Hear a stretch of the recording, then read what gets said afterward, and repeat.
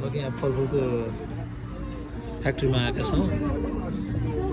कुन फलफुल खाने भनेर छान्दाखेरि लास्टमा स्याउमा पुगेका छौँ। तर उठाउन चाहिँ अङ्कल उठाउनु भएको छ।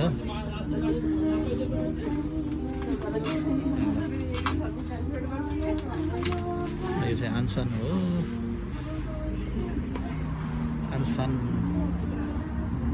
आन्सन झुटले साथीहरू म चाहिँ अहिले इन्दु गौतमको छोरो नेपालदेखि आउनुभएको छ आएको छ बाबु बच्चाको उमेर हो के आएको छ। अनि त उसलाई भेट्न जानु लागेको छु। अनि त अहिले यहाँ बेलुकाको 6:45 भयो। बिहान जानुपर्ने थियो तर मेरो बिहान ड्युटी थियो र आज सन्डे हो, छुट्टी चाहिँ थिएन। अनि म बसमा छु अहिले। यहाँबाट अछामयाग पुग्नुपर्छ, अछामयागबाट अनि त्यसपछि ट्रेन चढ्नुपर्छ। म चाहिँ अहिले अछाम स्टेसन आइपुगेको छु। अब यहाँबाट ट्रेन चढ्नुपर्छ।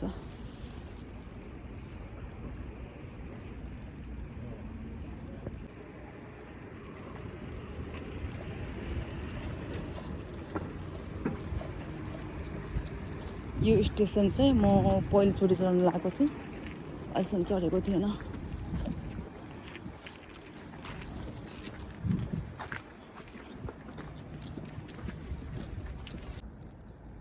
कति सानो स्टेसन रहेछ।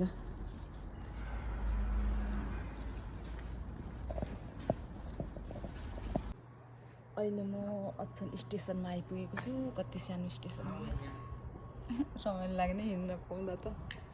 शान्ति ममलाई घुम्न र हिँड्न पाउँदा चाहिँ के छैन र नि।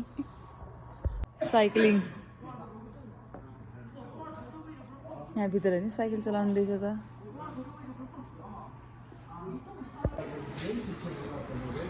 यो हो आन्सन सिटी, आन्सन स्टेसन आइपुगेँ म।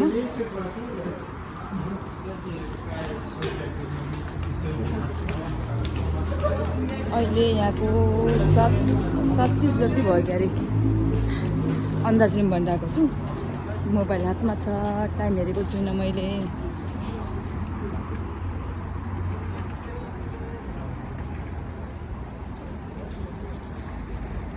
अब मैले फोन गर्नुपर्ने हुन्छ आइपुगेँ भनेर, अन्त लिन आउनुहुन्छ।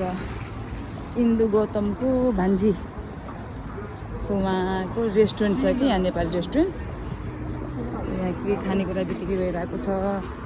ल मिष्टान भोजन, मकै, पुवा। बाटो क्रस गर्नु पर्यो यहाँ।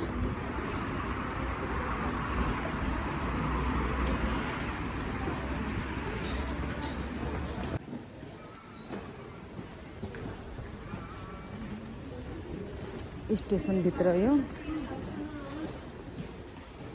करेला दुईटालाई 1000 नेपाली।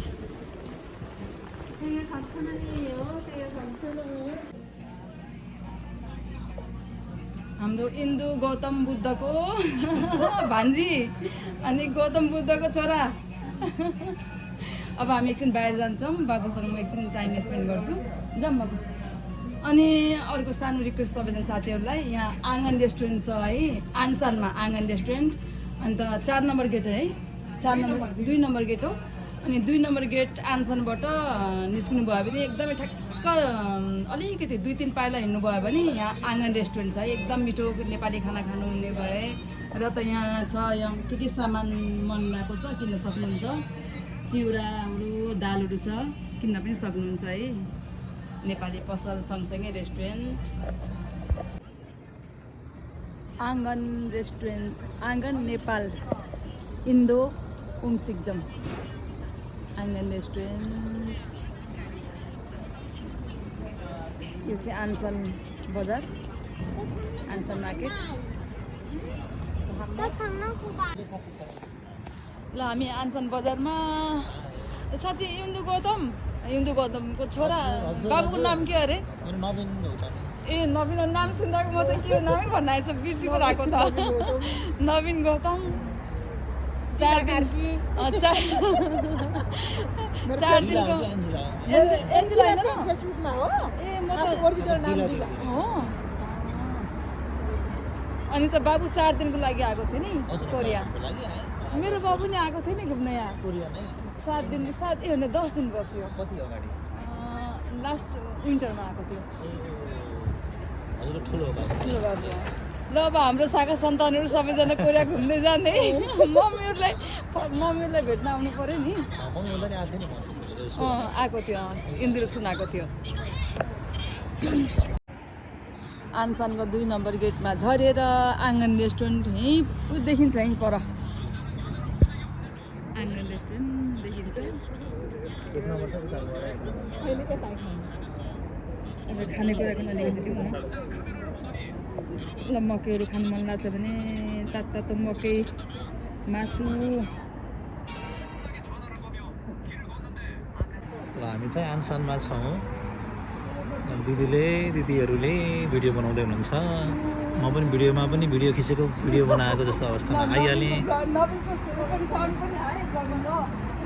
र यो चाहिँ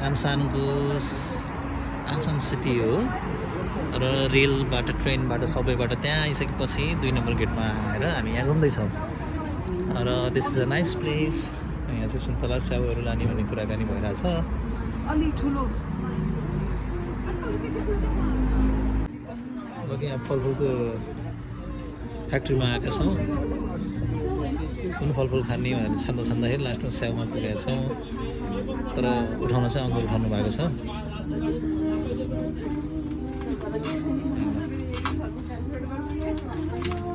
यो चाहिँ आनसान हो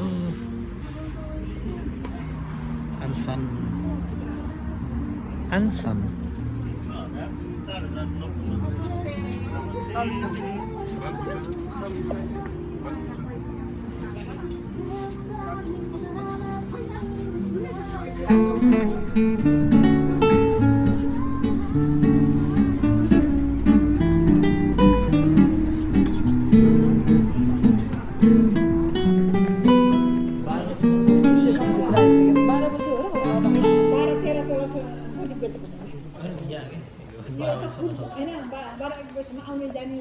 होला 12 बजीसम्म होइन होला लास्ट ट्रेन 12 हो होइन